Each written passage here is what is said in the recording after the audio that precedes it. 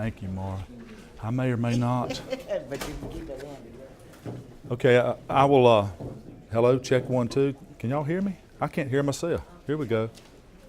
Check 1, 2. Is that any better? All right, so I appreciate everybody coming in for this little piece of the session or this piece of the afternoon. And you probably are asking yourself, what am I doing here? And I'll tell you, I really don't know except to say, my barber is Renee Patton, and she does a marvelous job for me. And I'm thrilled I'm actually honored to have been invited, to come and speak to this group. I hope that we have some things we can add of value this afternoon or this morning. Our title, or what we're going to be speaking about, is True Wealth, and we will get into a good bit more of the details as we move in that direction. True wealth, and as we go through, I've given you several things I've put on the table. You have a little note sheet. I'm going to ask you on a couple of occasions, if you're not typing notes into your device or into your laptop or iPad, to please write a few things down, if you do not mind. So we're going to cover true wealth. At the same time, Amara had asked me to make sure, that we go through and touch on a few financial planning ideas or any questions that you may have. To come up today and to go through financial planning, that might not be the most fun part of the morning, but we will try to cover a few things as we did yesterday. What we do every time before we dig into the meat of the presentation is we'll start with something in just a moment, and I'll give you a little background as to the whole idea behind true wealth. As far as myself, as you know, I'm not in your profession, but I appreciate Sam, I appreciate the other speakers that I've heard so far, and what I do realize is what you realize is the fact that your profession is under attack, almost like every other profession. It's under attack. And the only way that that's going to change is if the people in this room, become energized about making a difference, making a change, or continuing, to be a voice for your profession. I promise you this, if you sit back and do nothing, then what you will get is exactly what you deserve, which will be something you're not too proud of. But if you will go and move forward and make progress, band together, have the voice, I think was mentioned earlier, there's several groups out there that are very dynamic, very organized, and will show up at the drop of a hat. You have got to be the same way as it relates to the things that we need to be doing, you need to be doing, for your particular profession. And as I mentioned to you, I'm learning. So as I'm here, not understanding all the things that take place, I'm thrilled. I don't have to know everything. I have a professional that knows everything. And it's just like the financial planning or the savings or the investment world. If you've got a professional that you trust, you don't need to know everything as long as somebody, is trained and ready and they're online for you. So what is true wealth? What is true wealth? We will discuss today, and I'm going to ask you this question, what would you define as being true wealth? Give it a little bit of thought. The cards that are on your table, you've got 2 fluorescent cards. They're not there by accident. You have 2, so I'm going to ask you in just a bit to write something down. Because here's the idea. I could stand up here and speak to you for 45 minutes, and then I can leave, and then the next thing that takes place is you could very easily forget what we've talked about. You could very easily forget the ideas. I want you, on one of your 3x5 cards, to write down an action that you're going to take. It may be make a call. It may be finally reach out to a legislator. It may be, reopen dialogue with a child or a grandchild or a significant other or a spouse or a parent or a grandparent. So you're going to have an action step. So it's not lecture this morning. It's actually interaction. So I want you to speak up, and as I ask questions, please say something. Now I'm going to start the way I start every meeting. And every time I sit down with our clients, and what I do is I meet with clients just like you do. I love what I do because it's interaction. It's talking. It's sharing ideas. In fact, the majority of meetings with the people that trust us to help point them in the proper direction, the majority of those meetings are just like your meetings. Exactly like the process of asking questions as you're getting to know somebody. We'll spend maybe 5 minutes about the investments. We'll spend maybe 5 minutes, as to how things are performing. And then we'll spend the other 45 or 55 minutes discussing family, children, problems, what's taking place. How can we make progress with our family? How can we have impact? Because one of the young ladies yesterday, brought to mind the fact that we're in a dog-eat-dog world. And, you may be in a situation or in a particular practice or shop, where everybody's friends and nobody ever loses or nobody tries to take your clients. But I'll tell you this, if they're not trying to get them from within your shop, they're trying to get them from without your shop, are they not? Sure, this business, they're trying. So what are you doing to add value? What are you doing to make them want to keep coming to you? Are you the cheapest? Who wants to be the cheapest? Why in the world would you want to do anything and be the cheapest? No. In fact, Renee, I've told Renee, if you'll start a full service shave and do everything in the world, we'll come in, sit down for 30 minutes, we'll pay anything she wants to charge. Is that not the way you want your clients to be? It doesn't matter what the price is. It doesn't matter what the price is. So what we're going to be talking about today are those same ideas, adding value, true wealth. Before we do that, every meeting, can you imagine how clients would show up in my office after having the markets drop by 30 or 40%? Would you think that'd be a real fun time for everybody involved? I mean, everybody's coming in slapping high. Yeah, we're down 20%. Great. We got 100,000 less today than we had a day or two ago. Do you think those kind of conversations are the kind of conversations everybody looks forward to? Probably not. Probably not. What we do every time, and I'm going to tell you, you've got to start doing this. You've got to begin in gratitude. So we touched on it just a little bit yesterday. So what we're going to do right now, everybody, we're going to go big. Begin in gratitude. What does that mean? That doesn't mean taking an hour and a half being mushy, but I will tell you this, there's some things we ought to be thinking about that we're grateful for. Who wants to have somebody, do you have the person that comes in, sits down in the chair, and the whole time you're taking care of business, they're yakking and moaning and complaining and crying about everything? Does anybody have any of those? Do you have one or two maybe that comes in, you say, holy cats, whatever you do, make sure you don't ask that person how they're doing. But now, you're a captive audience if you're taking care of business. So now they're there and they may be spouting off for 30 or 45 minutes or 15 or 20, hopefully, as to what's wrong and what's bad and this person's sorry and the sorry this, the sorry that. I mentioned yesterday to the class, what's the number one thing the country needs? Do you remember? Leaders. The country's got to have leaders. So because I heard this young lady first, The Power of Truth, is written back at the turn of the century by William Jordan. It's a marvelous book. We'll be giving away some more of those in just a minute. But The Power of Truth, we got to have leaders. Sam, for crying out loud, what we don't need are moaners and criers and whiners. We got to have people that are willing to stand up and take and move forward. So if we're going to lead, how are you going to lead? You've got to do something a little bit different. We have to do something different. Begin in gratitude. Now, you may not say go big, but it would not hurt. Every one of my agendas, and I'm sharing this with you because this is just what we do. Every time we're going to start out, and can you imagine when I ask Renee, tell me what's good, tell me what's going on positive, and you get things like, well, I just finished chemotherapy for brain cancer. Man, I'm glad to be here today. Or somebody says, we just found out some good news is taking place. This is what I'm grateful for. You'll find in some instances, it's hard for some people to think about what they're grateful for. What are you grateful for? Everybody in here, you're sitting here, we're breathing, we're dressed good, we're able to talk. Now, there's stuff going on all the time. But what we're not going to do, Renee, is we're not going to focus on all the stuff that's broke. We're not going to depend on the people that are out there to tell us where we're going or what we're doing. We mentioned yesterday the politicians are not going to help us. Politicians are not going to tell us what to do. They're not going to be our rescue nor our savior. The thing we've got to have is we've got to have leaders. We've got to have you talking about and focusing on what are you grateful for. I'll tell you what I'm grateful for. And I'm going to start. 3 years ago, my daughter, Ashley, was having, her second little boy. We thought everything was okay. So the test, there might have been a hiccup here or there. And then Maddox, was born, and we took Maddox home and everything looked fine. For 3 days, we tried to feed Maddox, and what we were doing is we didn't know that he had a cleft palate in the back of his throat. So what we were doing is we were drowning him. We didn't know what in the world was going on with the little fella was not growing. So then what did we do? We rushed him back to the doctor. They put him in the hospital, started giving him the feeding tube. So what we found out is Maddox has 22Q. Does anybody know what 22Q is? DeGeorge syndrome. In fact, it's actually more common than Down syndrome, but very few people hear of it. So little Maddox, he didn't have a palate in the back, didn't have a uvula.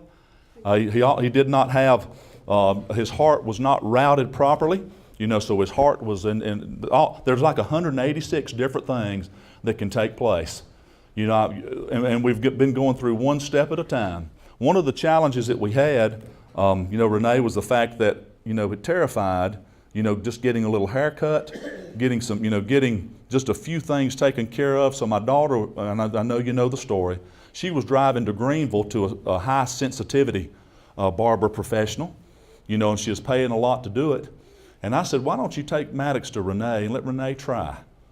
So Maddox goes to Renee and fell in love with Renee. So my little 3-year-old grandson, 22Q, he just started talking back in June, and we flew him to Chicago with us Wednesday, and he talked nonstop on the phone about going holiday, which is what Peppa Pig talks about. And he talked about, is this my plane? I can't wait. So I'm grateful for MUSC, which we had a wonderful experience, with the physician group here at MUSC. I'm also thankful for Ronald McDonald House. They put up my daughter and my son-in-law and my little grandson and my other grandson who had to travel with us. I'm thankful for Renee giving an experience, where my little grandson can go get his hair cut and loves it versus screaming, being terrified, or having difficulty. I'm grateful for the opportunity to stand here today. I consider it an honor, and we'll go through some of these ideas. I'll get you out of here right on time at 2:45. That's what I was told. 2:45, we're not going to be hungry, I know, here in the next few minutes. So let's go big. Here's what I'm asking. This thing's cutting in and out, and I'm not touching anything, so you forgive me. So I want you to do, for right now, everybody, for about 30 seconds, write down on a piece of paper somewhere, note something you're grateful for. We're going to begin in gratitude. Something's happened to you in the last 90 days that's good. Has anything taken place you could say, I'm thankful? It may be to be at this meeting. It may be something that's taken place at home. It may be something with your spouse, significant other. Take 30 seconds. We're working now. Write it, because I'm going to ask you a question in a minute. You may get to share it. You may get to tell me why, if you would like to. Go big. Begin in gratitude. Doesn't have to be a dissertation, just a word or two. Just a word or two. What are you thankful for? What I found is it absolutely takes the edge off, of conversation or of the day, and it gets us thinking about those things that really matter to us, which will get us in just a moment to true wealth. What are you thankful for? Why are you thankful for it? Have you ever had any problems, any difficulties? I'm sure everybody in here, could raise your hand saying, I'm going through a tough time right now with a child, with a grandchild, with something that's taken place, within my own family. And there's, some of those things, we're working hard, we're reaching, we're having victories. And some of it doesn't seem like, we're ever going to get to the end of it. What do we have to do? We have to find the things that we need to be grateful for or grateful in, even though we're having difficulty. Write it down. Is anybody willing to share, just out loud, something that's happened you're thankful for? Yes, sir. 2 years ago, I purchased a commercial property, barbershop in my hometown, and 2 years ago, and Tuesday, September the 5th, I paid it off in full. Fantastic. So here's what he said. That's great. Purchased property 2 years ago, paid it off in his hometown. Fantastic. Yes, sir. Most of all, salvation. Okay, salvation. Hallelujah. That's wonderful. Next. Yes, sir. I'm grateful for my wife. Grateful for your wife. And when we start talking about those that mean so much in our lives, I'm grateful for my wife too. She was going to try to make it down this morning. She may be here in just a little bit. And it's wonderful you start thinking about the good things. Does it mean we always see eye to eye? No. See, I married somebody just the opposite of me. We agree on very little.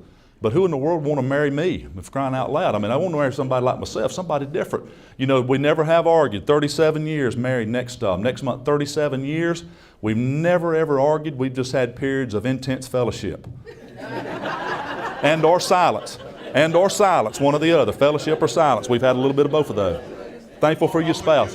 That's right. That's exactly right, man. We don't argue. We just really love each other really hard. Yeah. Next. Yes, sir. Antonio. Oh, yeah.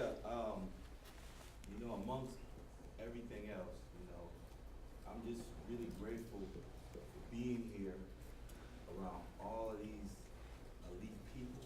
Like, I literally prayed for,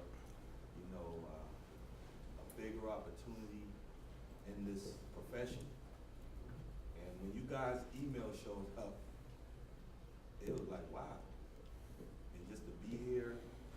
all of these people and talk to these people, man, it's a blessing. The ability to participate. And I didn't see the several people that raised up and shared with us.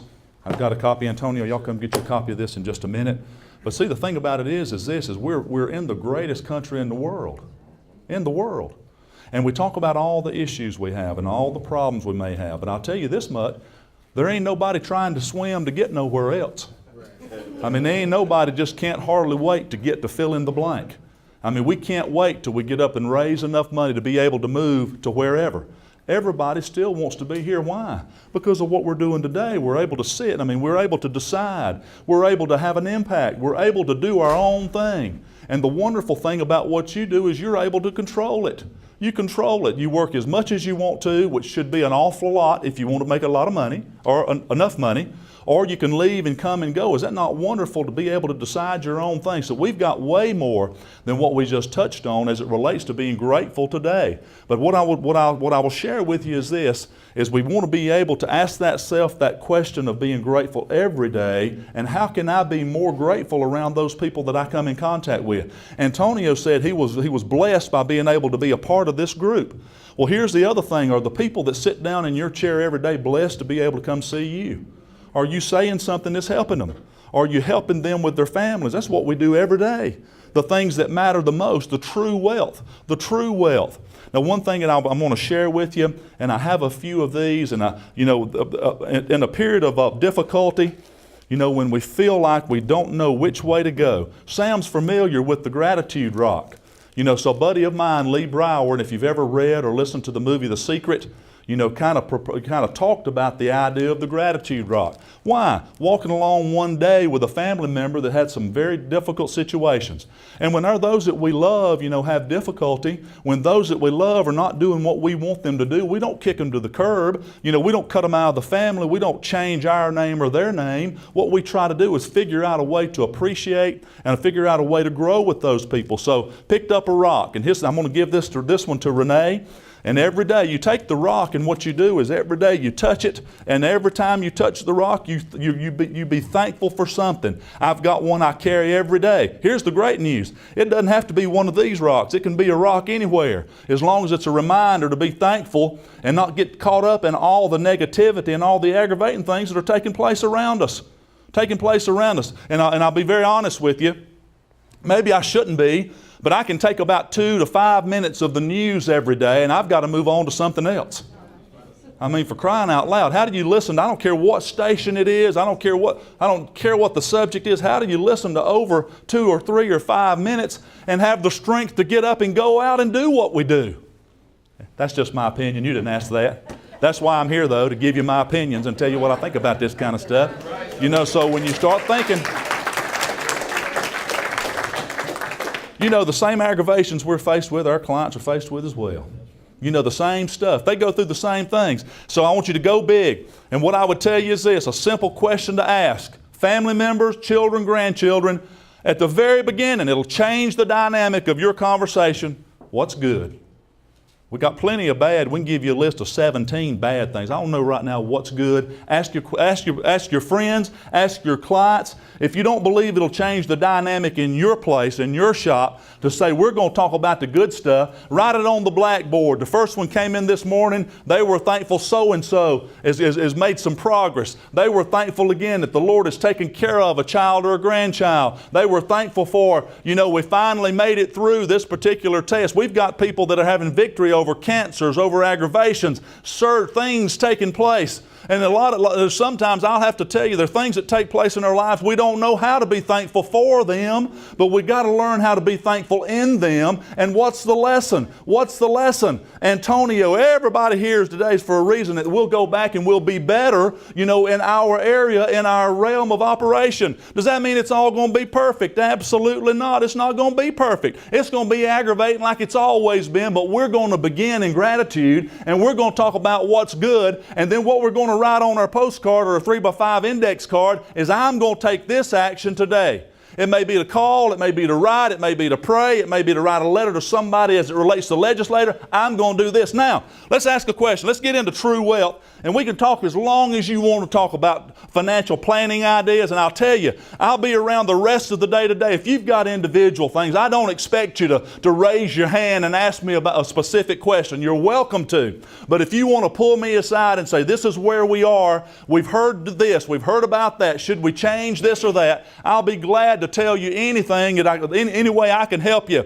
And as I mentioned, I've been practicing 35 years, and again, love what I do. I love the interaction, and I will tell you, I do what you do, I practice. So every day I try to get a little bit better. Have I ever made a mistake? I guess we all have, but we try to improve and improve and improve. Now, what we're talking about today is true wealth. In other words, what really matters. What really matters. There was a survey recently taken by families with wealth.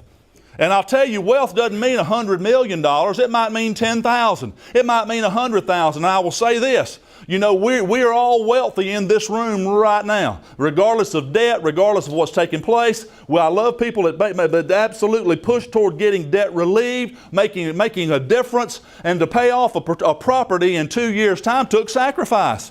That wasn't easy. But I'll tell you this, we kind of skirt around the issue, especially, with some of the generations that are coming up. There's nothing worth having that's easy. There's nothing worth having that's easy to get. If it's easy to get, it's probably not worth having. But these things, the business and building a practice, building a clientele, fighting for every one of them, that is important. Here was the study. Those people who amass wealth, how much of it do you think actually makes it to the 4th generation?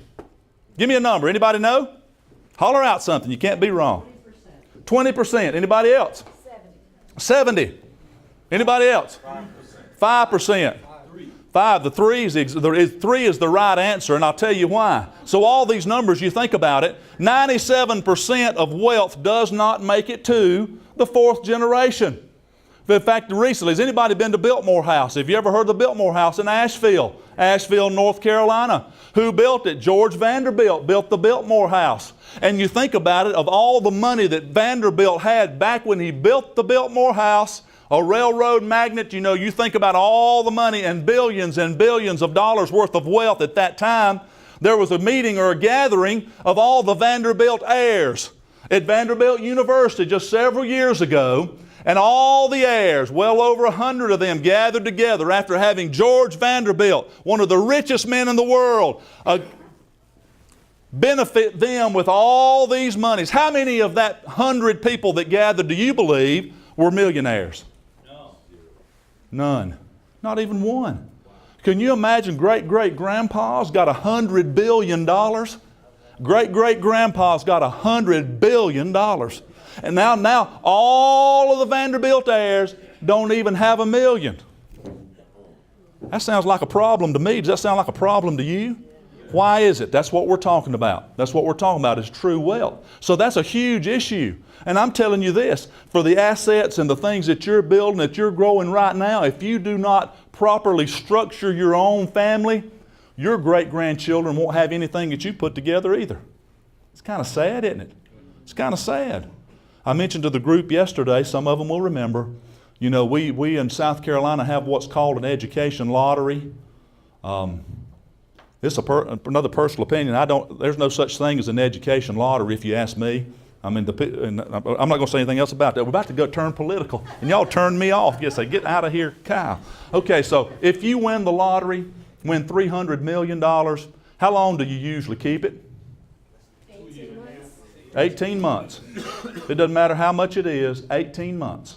If you die and leave your family $400,000, $500,000, you got a lot of life insurance, you leave them $2 or $3 million.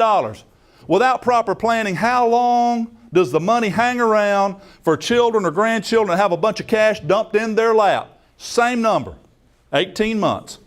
18 months. Why is that? We need to be focusing on the ideas, the areas of true wealth. So let me ask you a question. Riding on an airplane, lean over to the lady, ma'am, what do? And the lady begins to tell us and says, I'm from Wyoming, Jackson Hole, Wyoming, and own jewelry store. My husband does cattle. So the lady begins talking about all the things that you would say, wow, those are pretty good. We have properties, we have stuff. But then you begin to ask the question, if something happened to you today, is all you want your children or your grandchildren to have is just the money in the house? Okay, think about it a second. So if of the things you're going to pass, we're talking about true wealth now, the things that you're going to pass, what would you say are the most important things? I mean, here's my last day. Today's my last day. I'm checking out of here tomorrow. I don't know it. You keep in mind, we may not have warning. It's my last day. What do I want my kids to know? What do I want my grandkids to know? Let's talk about the money. We can add the money. Is that right? I want to leave them millions of dollars, or all that we possibly can.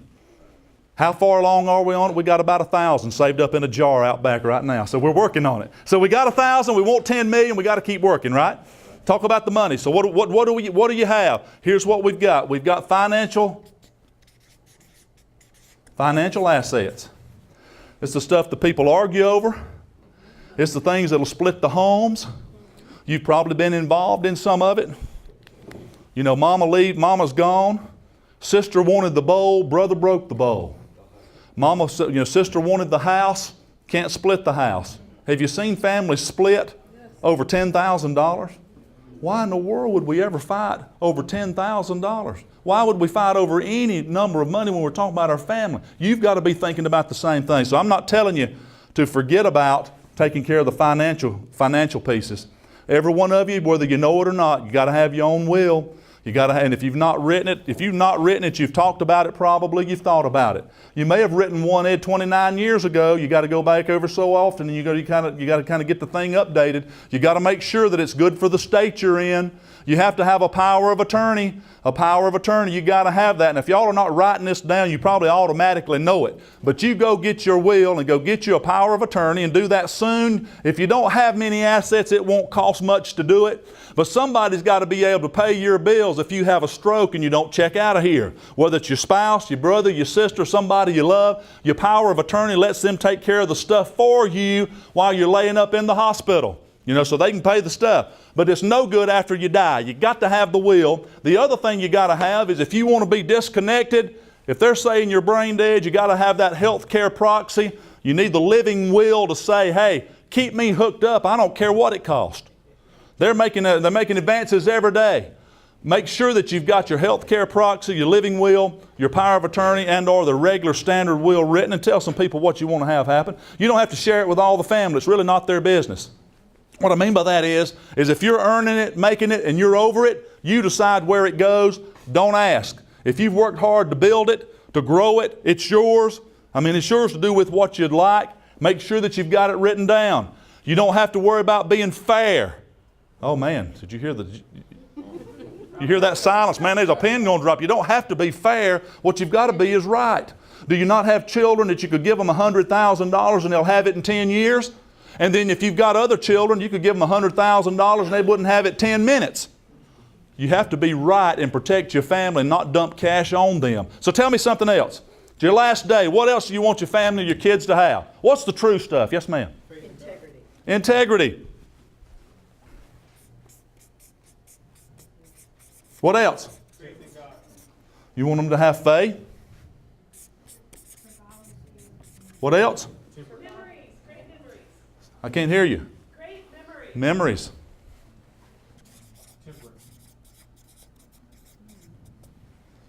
Temperance. What is temperance? The ability to, in my terms, wait. Okay, so in other words, what you find somewhere it's written, is we need to let our moderation be known to all men.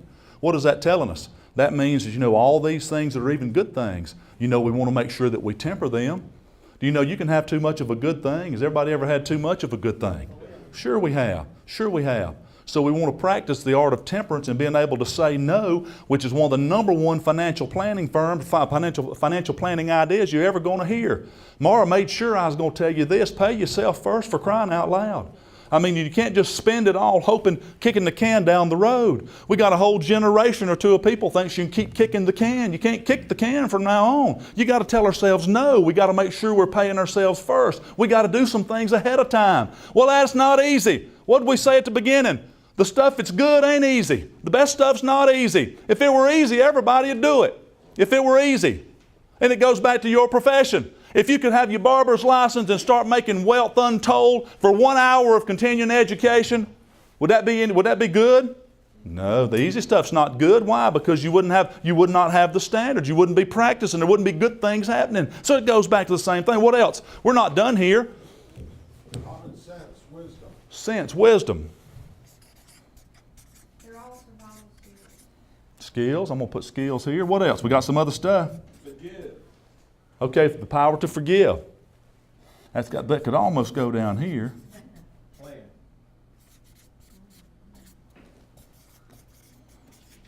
Let me ask you a question.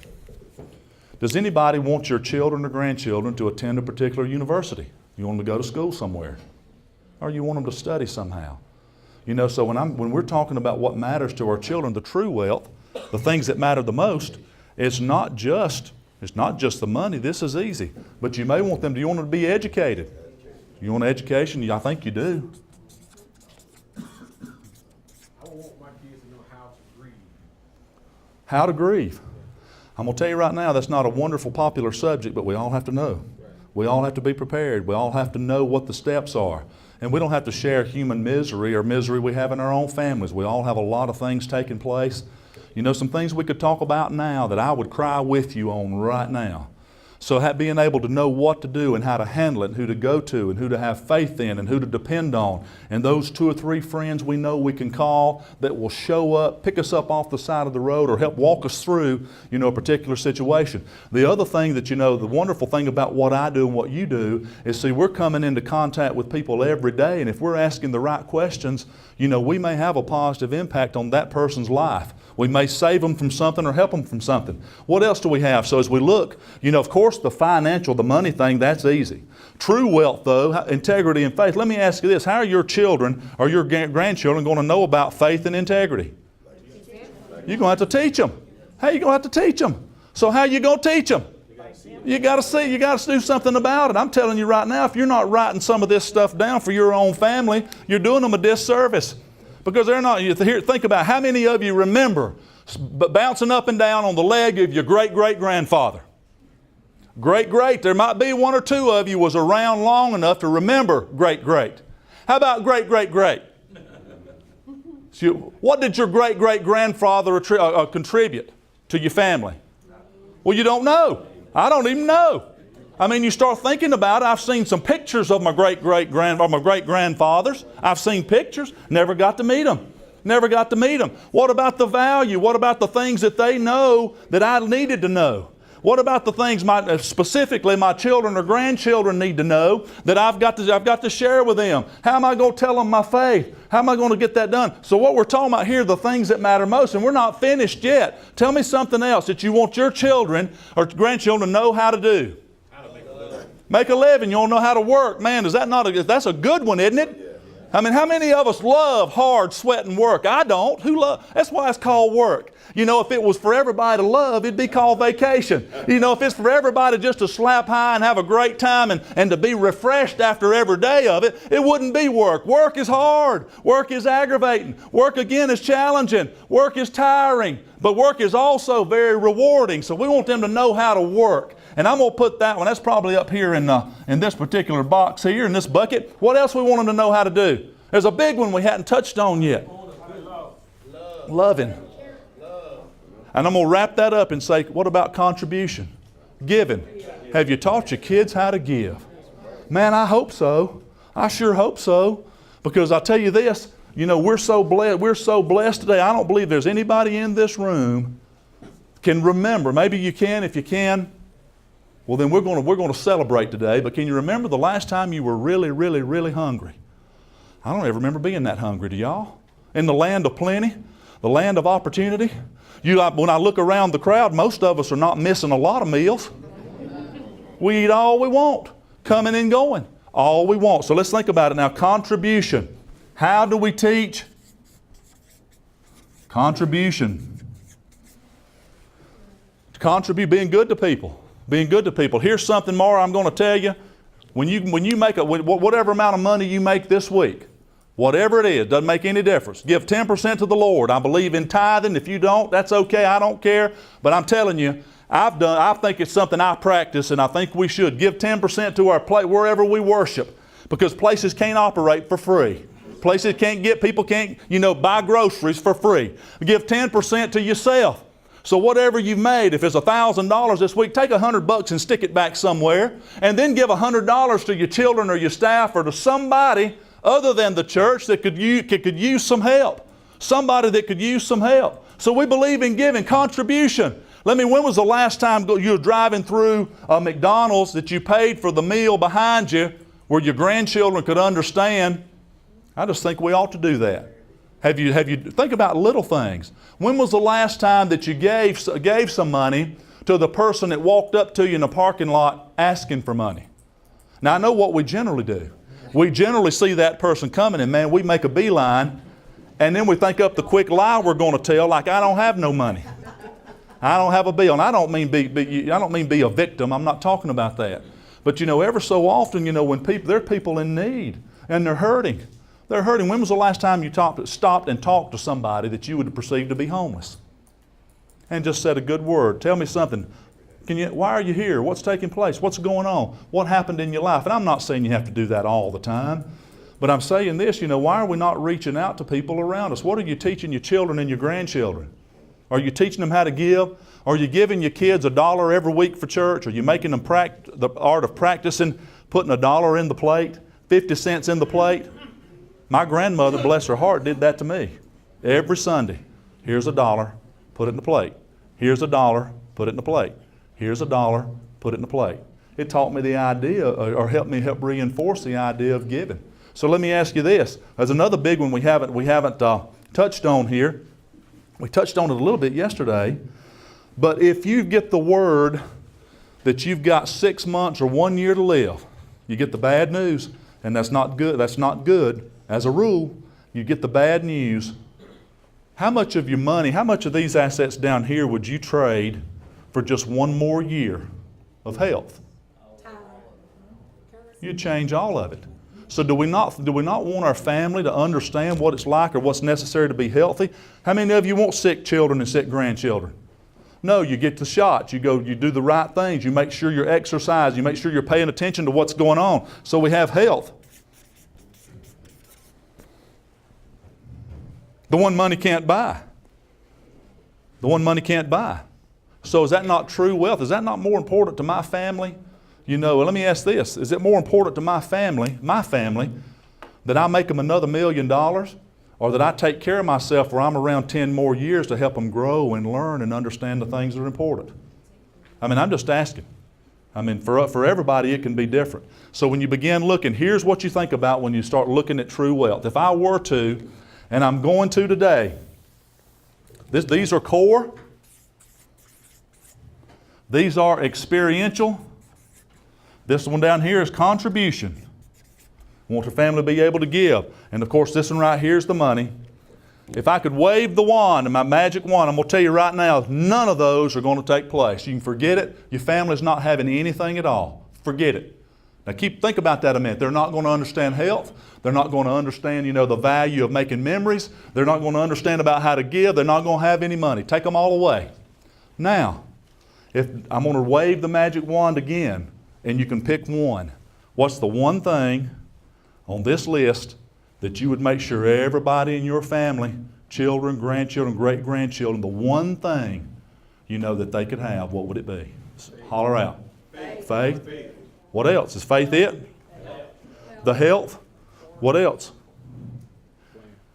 Well, the thing that you look at, so now we're talking about what really matters. And my question to you is this: if it's true wealth, how are you making sure your family understands what your faith is? How are you making sure that your family know how to write it down and plan it and do something about it? How are you making sure that your family knows, how to give and how to give back? You know what they found out now? We're getting back to the whole idea of the Biltmore fortune. What we find is this. is it doesn't matter how much of this you have, if you're bankrupt here, this never stays. Can't hang around. It doesn't matter how much money you give. In fact, you know what's happening right now, either in our own families or the families of some of the people we know that are incredibly wealthy. And what have we all seen? You know, can money not curse? Can money not cause more problems than problems it solves? Does that mean we don't want more of it? No, that's not what we're talking about. That's not what we're talking about. What we're talking about is this, is if you and your family are good in these three, because what we've mentioned, and what I can tell you, is I didn't inherit $100 million. I didn't inherit $1 million. I didn't inherit much. My mom's still living. She has Alzheimer's up in Spartanburg County. My dad, as I mentioned with the group yesterday, age 53, died with pancreatic cancer. Man, I'd sure love for my dad to have been around a whole lot longer. I remember the thing that matters most to him was my 2 children, his 2 grandkids, as he was getting ready to go. Getting ready to go. He had warning. 53, holy smoke, that's young. That's young. That's young. So I didn't start with a great big pile of money. You may have, if you did, thank God for it and learn how to manage it and pass it down. But here's the deal I'm telling you, is if we could do these things, I'll tell you this, faith, hard work, planning, being able to give back. If we can do these 3, Mara, we'll get plenty of this. This will take care of itself. But if we just have this and we can't do those 3, this ain't going to hang around. It's going to be blown. It's going to be gone. And saying that, we want to think about how do we now transfer it. And I'm asking you, what are you doing specifically? Has anybody in here besides me ever made a horrible mistake? Oh my gracious. And we would never share or talk about that. But here's one thing I'll tell you, is I learned about as much from those bad mistakes as I did the good stuff that happened. I don't want my grandkids to know how Papa was an idiot, how Papa was nuts, how he wasn't thinking, how we went and done something he knew he wasn't supposed to do, how we made a horrible mistake, or he's made 25 mistakes, made the same mistake 6 years in a row and don't have no money, don't have anything to show for it other than aggravation. But so what I'm saying is this, is you look at your timeline, the things that you've learned, the things that you've done, how can you make sure that your children understand? Are you writing it down? True wealth? How do you make sure your kids get this? Are you telling them? I promise you, once they get old enough to make decisions on their own, are they not going to do it? Was anybody other than me so hard-headed you wouldn't listen to your daddy? I was hard-headed. You know what? I find that to be kind of a common trait amongst us humans. We want to do our own thing, and we really don't like the idea of being told what to do. In fact, one of the most disagreeable things I believe that we face as people is being, is authority, isn't it? We don't like it at all. We don't like it. I didn't like it. So we go our own way. We do our own things. So true wealth involves us being able to write our items down, make sure we're looking at our timeline, pass that information to our children, to our grandchildren. And what I'll tell you is this, is as we wave the magic wand, and as you pick the one, so if we have faith being number 1, and then if we said, okay, you can pick faith here or health here, doesn't matter. Over here, as it relates to our experience, do we want them to have knowledge or wisdom? And say you pick wisdom. This is your choice. And then on contribution, my contribution is how do we forgive? How are we giving to others? How are we teaching, our children that through the blessings here, through these other things, we want to make sure that we are moving forward and making progress. That's in my personal opinion, and as you've shared with me today, true wealth. Can we get it? What matters the most? How do you get it done? How do you pass it? How can you begin in gratitude? How do you start, every day the right way? How do we make sure that we are making the progress that we want to make and the people around us, are actually seeing what's happening? Here's another question for you. I want you to write this one on your card. I'm sure Renee or somebody who the powers that be are going to call me back here in 3 years. And if I were to ask you, 3 years from today, we're going to meet back in this room and we're going to pop up and start sharing some things that have taken place. What would need to happen in your life, both personally and professionally, for you to say, this has been 3 great years, personally and professionally, 3 years from today? Take 30 seconds and write it down. Because see, what we're going to do is we're going to ask you, 3 years from now, what would have to happen? Well, maybe the practice, it doesn't have to be business related, it can. Maybe the business has grown. Maybe I've grown. Maybe the family's changed. Maybe there's children, grandchildren, more properties, more lands. Maybe, we rein in the young child or the grandchild, that's maybe doing some things that we wish that they wouldn't, because we've all done them. How do we get things back under control? 3 years from today, what needs to take place to be able to say, wow, this has been great. So what I'm telling you today with True Wealth is, as you get to write or rewrite your own story. It's your story. The people that are really going to watch are your children and grandchildren. How many people know Alfred Nobel? Everybody knows Alfred Nobel. What's Alfred Nobel famous for? Peace Prize, Peace Prize. Do you know why Alfred Nobel, his name is attached to the Peace Prize? What a lot of us don't understand is Alfred Nobel got to read his own obituary. He got to read his own obituary. So Alfred Nobel had a brother. So he and his brother were in business together. So what Alfred Nobel actually invented was a gunpowder, dynamite, explosives. When he's trying to make, look it up, you can check it out. And so they thought that Alfred had died.